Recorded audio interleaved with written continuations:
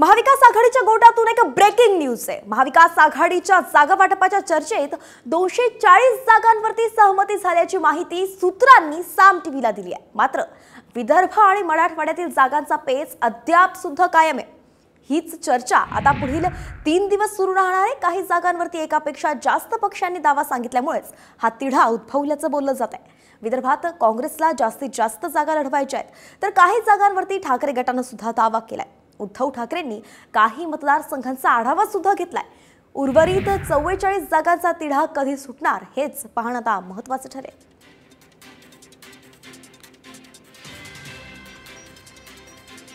आणि यानंतर बातमी शरद पवारांसंदर्भात आहे। शरद पवार पुणे जिल्ह्यातील पुरंदर दौऱ्यासाठी आता रवाना झालेत। पुरंदरमध्ये विद्यमान आमदार संजय जगताप आणि संभाजी झेंडे या नेत्यांमध्ये मतभेद आहेत। शरद पवारांनी झेंडे यांना आपल्या कारमध्ये बसवून त्यांच्याशी चर्चा केली आहे, तर जेजुरीत शरद पवार अनेक विकास कामांचं उद्घाटन सुद्धा आता करणार आहेत।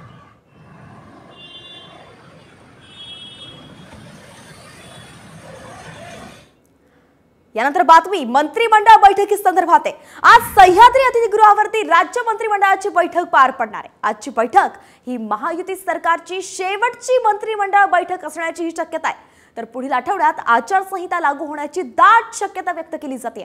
आजच्या मंत्रिमंडळ बैठकीत निवडणुकांच्या तोंडावरती नवीन घोषणा होण्याची सुद्धा शक्यता वर्तवली जाते। गेल्या 2 आठवड्यातील ही सलग 3री मंत्रिमंडळाची बैठक आहे।